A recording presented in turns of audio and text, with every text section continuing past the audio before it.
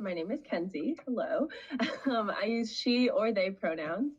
And I am currently a PhD student in environmental engineering at the University of Wisconsin-Madison. I think the crux of my research is best described as turning cow poop into fertilizer, which some people might say, wait, can't we already use cow poop as fertilizer? And I would say, yes, you totally can. But the way that I do it in my research is a little bit more, we're trying to fill a need in the fertilizer market directly instead of just saying, okay, we're going to take manure and apply it to fields. So I work in bioelectrochemical systems, which is like a really, really, really long word. And it sounds super fancy, but it's not. It's basically batteries that run on bacteria, microbes, and in my case, manure, dairy manure, cow poop. And so because of the weird chemistry, we're able to feed the microbes this cow poop, and they metabolize it for, their growth and cellular respiration, all those fancy things you learned once upon a time in like freshman year bio. And yeah, they use all of that.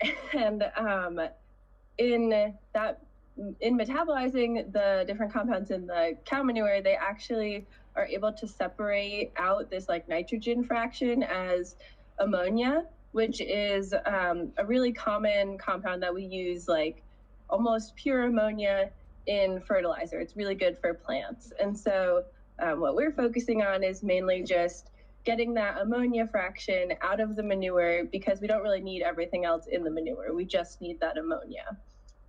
So yeah, I'd say that's hopefully a general introduction. Awesome. I'm like trying to comprehend my non-science brain. So where do you source the cow manure from? Yeah, so in full transparency, I don't work directly with the cow manure yet. That is our goal. But the cow manure that we are planning on using actually comes from the university dairy co-op. So UW-Madison has a really big dairy and agricultural sciences program. And so they have like a dairy farm on campus. And so they've been great partners in, we can just walk over there and grab some cow poop and bring it back to our lab. Nice. That's very convenient. It is. Okay, so what is your lab's like end goal? If everything science-wise were to go correctly, you hit no bumps in the road ever, what would your end goal be, and what are you trying to do? Yeah, that's a great question. That is the ideal scenario. I would say the end goal is to, so we have this manure stream, and it's considered right now a waste product, right? Like we have manure, and a lot of times it's like, okay, well, what do we do with it? We don't really have anything else to do with it. And so there are some like treatment technologies, but the bulk of it ends up like the solids in manure usually end up in landfills, which, if you know anything about landfills, they're not great, and they're really overloaded.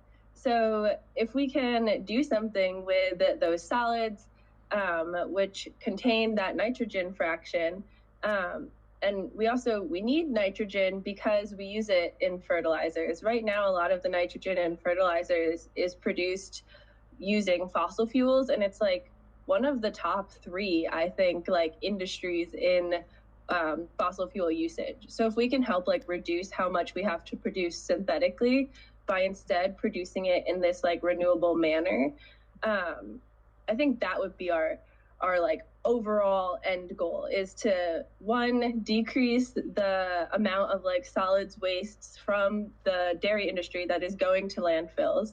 So reduce that pressure on landfills, and two, to help supplement fossil fuel produced fertilizer compounds by really using this like nitrogen fraction in the solids of the manure that would otherwise end up in a landfill. If that makes sense. That makes sense. So basically, cow manure goes to landfills, and then they wouldn't decompose in landfills because of the way landfills are set up. Um, so you're like diverting that waste to landfills by converting it into energy. Exactly. At a very like high level, I would say that's pretty much what we're doing. Great, that's all I can comprehend. So, um, awesome. Thank you for the explanation. And for you personally, like, what is your sustainability or within that upcycling interest? Yeah, I guess I would say, I mean, I've always had like a passion for science. I thought I was going to be a chemistry major, then I thought I was going to be a chemical engineer. But nothing against chemistry majors or chemical engineers, but I didn't really see a big opportunity in those fields to work sustainably. And so I think at the crux of it, I guess my desire is to help create a more sustainable future for everyone involved. And, a lot of chemistry majors that I know and a lot of chemical engineers end up in like big pharma or in like food industry, drug industry. I guess that is big pharma. But there's not, those industries don't really hold, I guess, the same values that I consider myself to hold. And so I definitely was sort of like, oh, well, environmental engineering, I get this science aspect. I get to do a lot of chemistry. I get to do a lot of biology. I get to do a lot of like engineering, experimental design type things. But at the end of the day, it's all contributing to something to help reduce like humans' impact on the earth and impact on the environment as a whole. In my specific line of work, so this sort of idea of taking a waste stream and extracting all of the possible useful things out of that, we call that resource recovery. And so I really like that aspect of it because it's like I'm getting to take something that would otherwise be landfilled, otherwise be garbage, and turn it into something like really useful. So, is resource recovery like upcycling for chemistry people? Yes, that is a great way to describe it. I would Okay. say upcycling for chemists is resource recovery.